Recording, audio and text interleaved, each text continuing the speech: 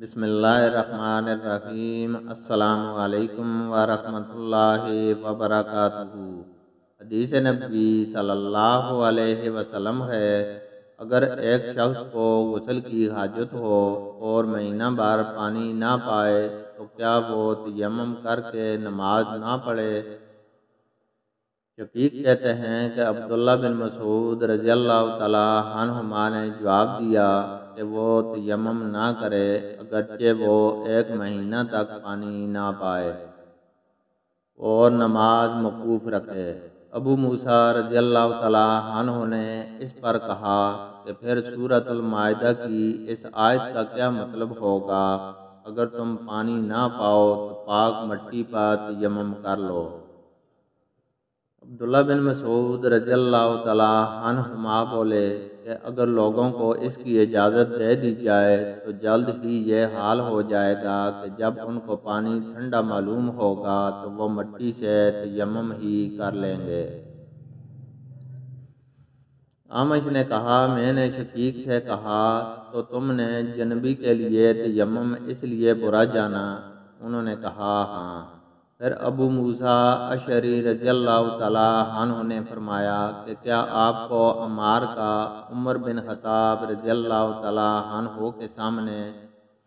یہ قول معلوم نہیں کہ مجھے رسول اللہ صلی اللہ علیہ وسلم نے کسی کام کے لیے بھیجا تھا، سفر میں مجھے غسل کی ضرورت ہو گئی لیکن پانی نہ ملا، اس لیے میں مٹی میں جانور کی طرح لوٹ پوٹ لیا۔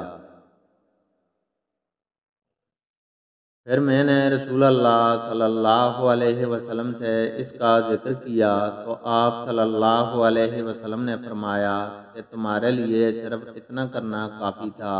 اور آپ نے اپنے ہاتھوں کو زمین پر ایک مرتبہ مارا،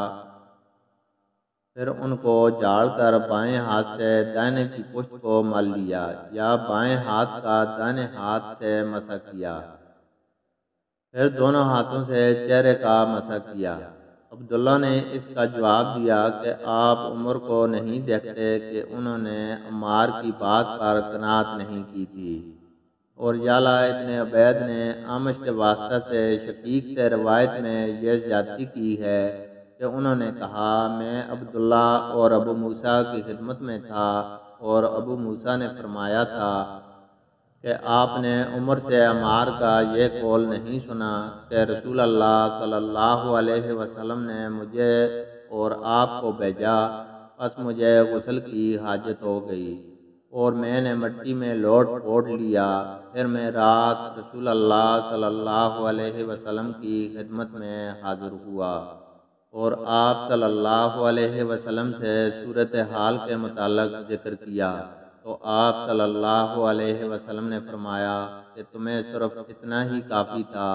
اور اپنے چہرے اور ہتھیلیوں کا ایک ہی مرتبہ مسح کیا۔